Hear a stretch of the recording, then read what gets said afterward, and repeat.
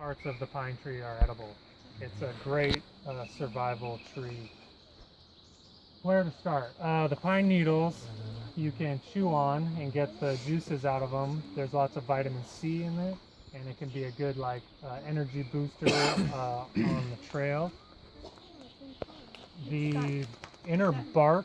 Is that all pines? Yes, all pines have edible. All their parts are edible. So the inner bark of the pine is also edible. You can. You only want to do this in cases in extreme survival scenarios where you absolutely need it, or if a tree has recently fallen over and is just gonna die anyway. You can practice with it.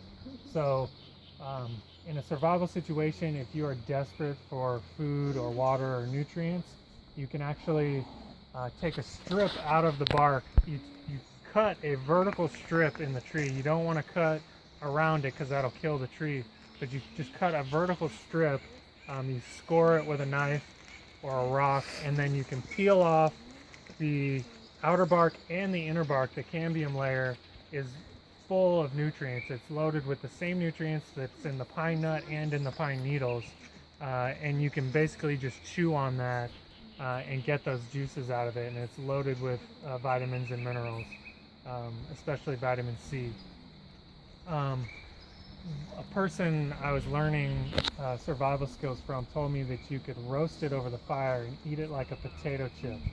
But I tried that, and it is not true.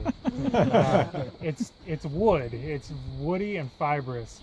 So you can chew on it and get all that moisture out, but just like grasses, those fibers are not really digestible. So you can chew it up and get all the juices out, but eventually you're just going to be chewing on wood, and you'd be just swallowing wood splinters at that point. So yeah, if you really needed it, you could just chew on it. It's really juicy. And that's the cambium layer, the inner bark of the pine. And then of course the pine nuts are extremely delicious and nutritious, but they're kind of hard to get to, especially if you're competing with squirrels and other animals. So whenever the pine cone is tight and not open, that means that the pine nuts are in there if it's matured.